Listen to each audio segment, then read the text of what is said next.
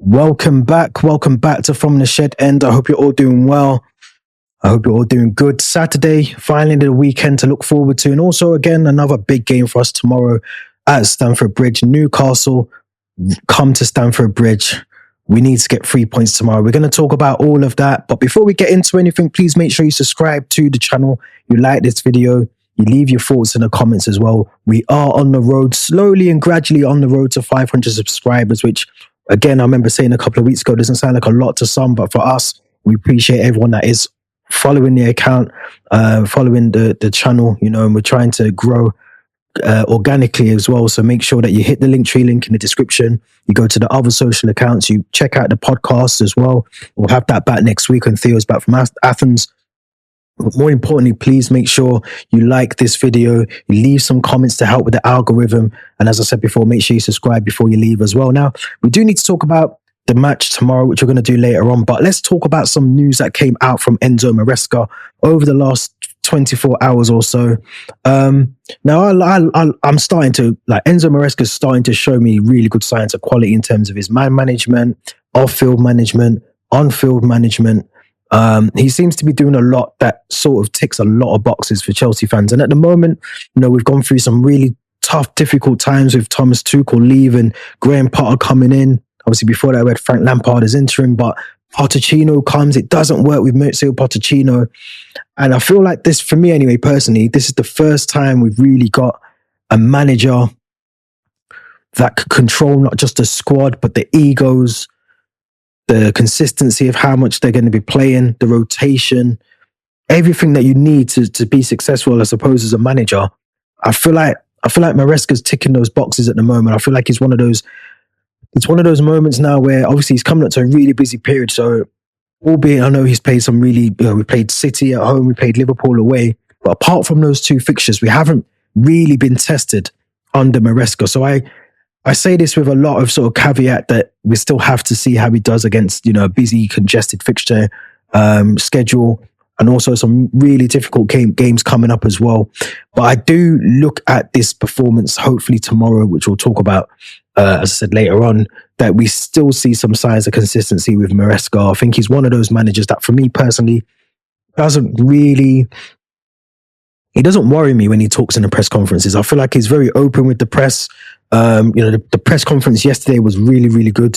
Shout out Ray, who was part of that as well, in terms of asking the questions yesterday. But I look at Maresca and I'm really confident in how he sets our teams up, how we're playing in terms of the style of play. I remember saying a couple of times under Pochettino, certainly under Graham Potter, what is the vision? What are we trying to do with the squad? How are we trying to make this squad better? How have we brought all these players and we still can't really see any progress? And we are seeing that progress, I believe personally, with Enzo Maresca. I feel like he's getting the best out of the team. I feel like he's getting things right off the field. As I said, it feels like he's being trusted a lot by the ownership as well, which is key, which is important. We have to see how that carries on. As I said, it's still early days for Maresca, but he did come out and say something that was very, very important, I think, yesterday. He did talk about leadership. Now, we're going to talk about that. There's an article in The Athletic, which, let's see if I can bring that up now.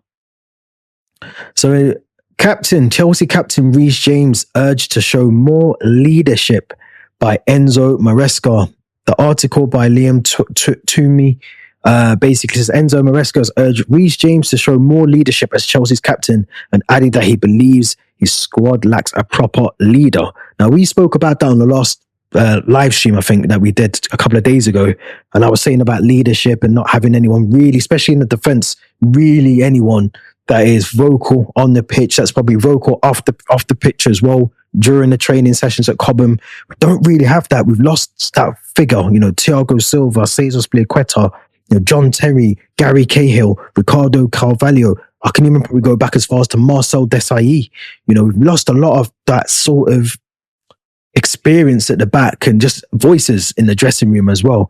The article goes on to say that James was appointed club captain by Mauricio Pochettino, which was also, if you remember, something that, especially Theo on the podcast, I questioned it as well.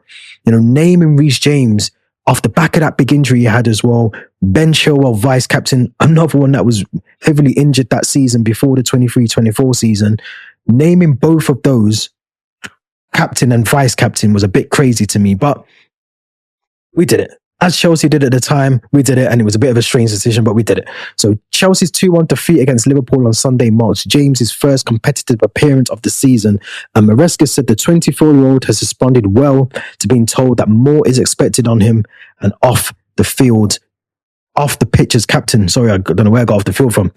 And these are quotes from Maresca. So I spoke with him and I expected more from him in terms of leadership inside the changing room and for different kind of things, Maresca said of James. So he's on the way, he's doing well, he's progressing, but from Reece, I expect more also in terms of leadership. Most of the time, when they are captain, they think because they are captain, they have more. Because I am captain, I expect that you give me more. For me, because you are captain, you have to give me more.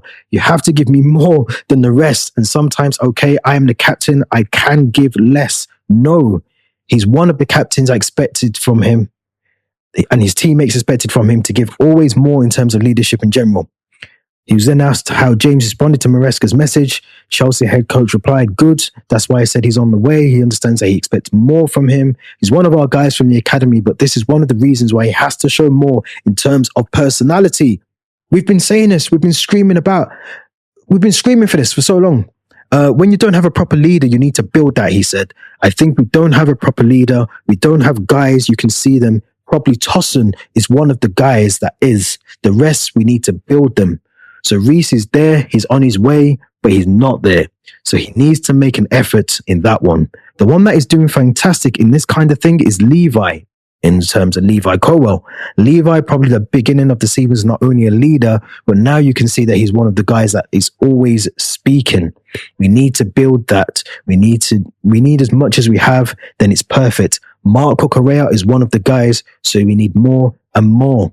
This is something that also goes with age, probably 1 or 2 years, 3 years. Some of them will be better than that. But as I said, they are not there. We need to help them to understand not only the football side, but also the leadership side. They need to grow.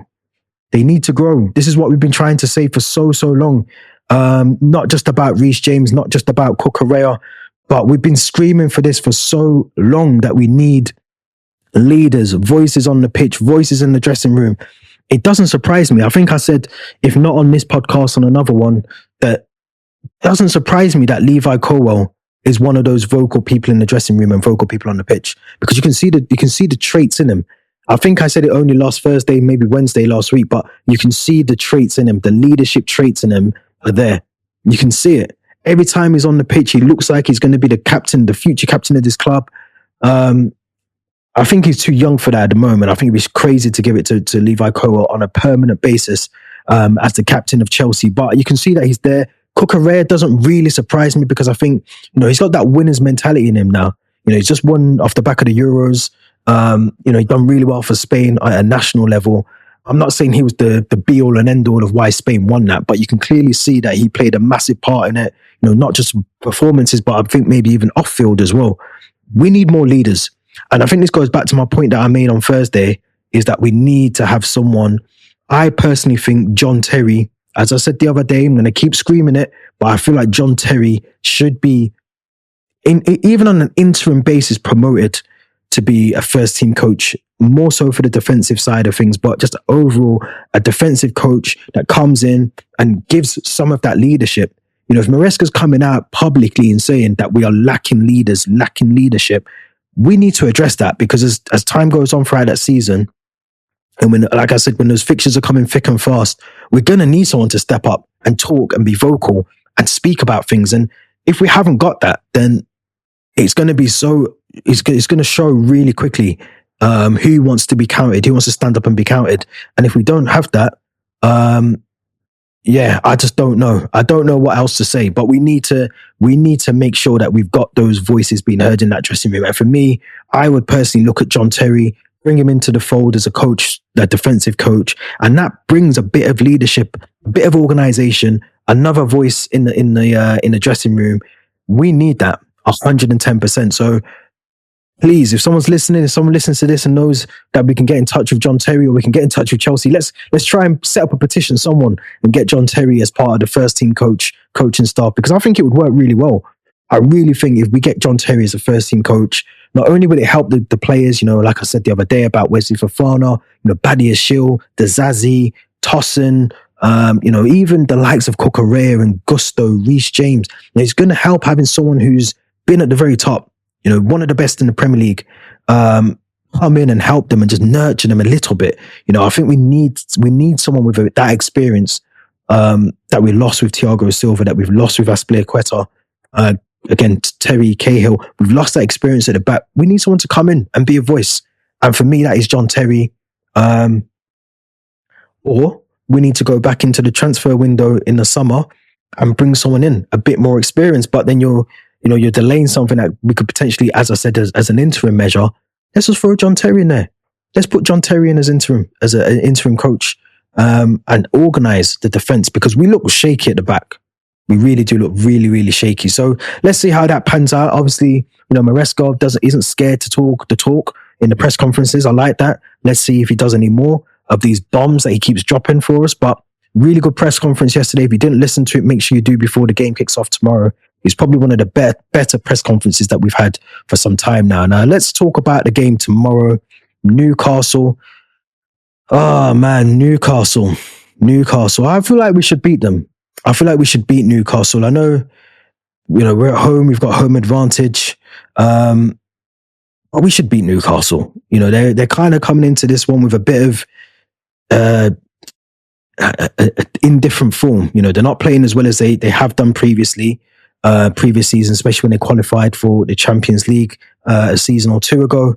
And I feel like this is the game where we can probably get the best out of this team, best out of the squad. We rested a lot of players on Thursday for the Panathinaikos game. So I'm expecting us to come into this game with the intention that we're going to be able to use the Cole Palmers, Nicholas Jackson, Reece James possibly, and we're going to go from there and win this game. I'm going to be positive for once, guys. I'm going to be really positive. Let's look at the lineup that I would go with. If I remember correctly, we've actually got a full squad to pick from for the first time in however long. So I don't know why every time I do this, it always brings up the players in, like, why is Vega as a striker? I don't know why it does it on here. But anyway, let's try and get into the squad. Let's start with the goalkeeper situation, actually, because again, I did a video last week about Sanchez. Would I have him as a goalkeeper? Unfortunately, Robert Sanchez, nope. I'm putting Jurgensen in goal for this game. I thought he played really well against Panathinaikos, and I felt that he was actually tested a few times in that game. I thought he might have had a quieter game, but he never. So I'm putting Jurgensen in goal. I think we need to start testing him. There's a reason why De Zerbi dropped Sanchez to third choice, and this is why, because he can't play out from the back. We need to start Jurgensen in this game for me. So I'm going to put Jurgensen in my back line. I'm going to pick up Reece James. I need to see something from you. I need to see more from you. Now, Wesley Fofana will be back, but I'm not going to pick Wesley Fofana. I'm not going to pick him. I'm going to go with Badia Shil. I'm going to go with Badia Shil because I feel like we need a consistent backline. And Tosin, as much as I think he's calm on the ball, I think we're going to need, and again, I know Tosin he's got the height as well, but I feel like we're going to need someone who's a bit more experienced in this game. I feel like Badia Shil and Colwell, let's test out that partnership in this game and see how they get on. Colwell's going to be the centre-back alongside Badia Shil. I'm going to go with Mark Cucurella as my left-back. Two in midfield. Now, this is where it gets a bit tricky because Enzo started the game on Thursday, didn't start the game against Liverpool. I'd assume that's because of the travelling back from Argentina, and he came on and got some minutes against Liverpool, and obviously came on and started the game against Panathinaikos. But Romeo Lavia, who did not travel with the squad on Thursday's game, has to be in this squad for me. Has to be in this squad. So I'm picking Lavia, I'm picking Caicedo as the two in midfield. I'm sticking with Jadon Sancho on the left. I'm picking Cole Palmer in my 10. I'm putting Jackson as my striker. and I'm picking Noni Madueke as my right wing. And I think we have to stick with the main core of this team, because this team, albeit against Liverpool and against City, and against Forest as well, didn't do the best. But I feel like there's definitely signs of improvement every time we watch Chelsea play, apart from the Liverpool game with the defensive mistakes. But in terms of the structure, how we're playing, the performances, we're playing really well. We're using the ball really well, utilizing the space in between the lines and also behind the defenders as well. Sancho really well off that right wing. I'm loving the link up that him and Cucurella have got, him and Cole Palmer have got. We know that Cucurella is going to do the inverted. We know that Reece James can do the same. Potentially, when we haven't got the ball as we have been playing, we're going to be playing with the back three and get the inverted coming in and dropping in here, which will then allow either Caicedo or Lavia to press up and to help support the attack. Noni Madueke is going to be getting into the box as always with Cole Palmer. We have to guard against complacency, because I do feel like Newcastle is a team that can cause us problems. It really can. Let's see. Just thinking now. Let's see if we can load this up. Is it going to load? Yes, it's going to load. Right. So let's see. So what's going on here? Oh yeah, that's messing around. Yeah, well, we know that Newcastle, I'm trying to get the league table up, but it's not working. So yeah, we're gonna have to leave that one. But we know that Newcastle can cause us problems. We know that they're coming into this with, like I said, with a better imbalance in form. We have to guard against complacency though, because they are going to be a tricky opposition. I'm trying to think if they've got any major injuries. I know Isak's just coming back from a big one, so he's played a game last week. I think we should beat them. I think we should beat Newcastle.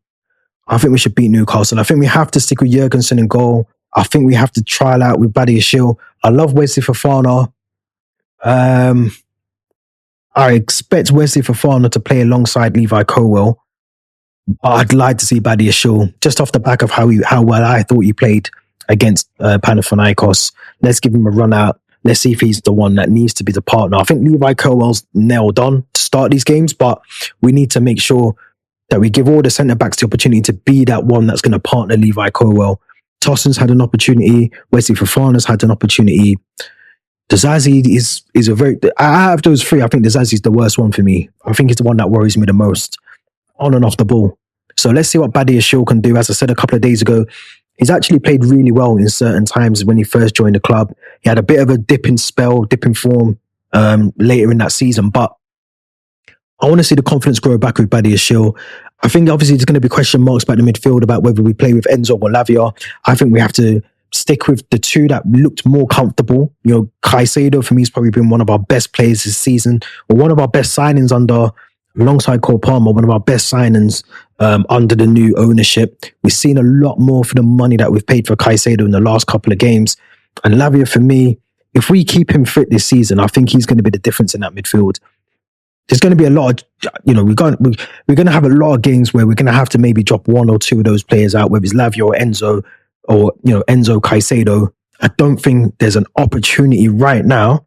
You can't drop Cole Palmer in the 10. There is an argument, does Enzo stick into the 10 and, Cole Palmer moves to the right and Noni Madueke gets dropped to the bench, but Noni Madueke's also playing in some really good form. So I don't think the front three in Sancho, Palmer or Madueke are droppable. So it goes back to the video that I did about two videos ago. Where does Enzo Fernandez fit into this team? Does he fit into the team? Let me know what you think in the comments. But I think we've got to stick with that lineup. We have to. It's harsh on Nkunku, but informed Nicholas Jackson has to start the game. If I'm Maresca, I'll leave it till half-time. And if it's 0-0 or 1-0 to Newcastle, I'm giving Jackson another 15 after the second half. Give him till 60 minutes. And if it's not working, you have to bring on Christopher Nkunku. You have to start thinking about Pedro Neto and João Felix and bringing on the attacking options. You then maybe bring in an Enzo Fernandez later into that game. But I think Nicholas Jackson has to be given the opportunities. The one that's informed, one that scored the goals for Chelsea so far this season. And like I said against the Liverpool game, he timed his run perfectly, utilized the spacing between the two defenders, between Konate and Van Dijk last weekend, and he scored a perfectly timed goal. So, we need to see more of that from Jackson. Another question mark around the left side as well. Obviously, Sancho coming back into the team. Mikhailo Mudryk putting in a man of the match performance with 2 assists and 1 goal on Thursday. Arsenal dropping back to the bench, but again, another really good option, I think, from the bench. If we can start the game well, get an early goal, get a goal in the first half, and then start looking at some of the subs after that, I think, we've got all the ingredients to win that game there. But let me know what you think. Let me know what your lineup would be. Who would you choose? Who would you go with? Would you bring Mudryk back into the team? Would you bring Nkunku back into the team as well? Let me know what your starting 11 will be. My prediction for this game is going to be 2-0 to Chelsea. I think we'll dominate the game. I think we'll have an easy game. And I think we play them in the cup as well. I think next week. I think we play them next Wednesday, I think in the cup, or next Tuesday in the EFL, the Carabao Cup. So this is almost a dress rehearsal for that. I expect many changes midweek, but let's get this Premier League game out of the way first.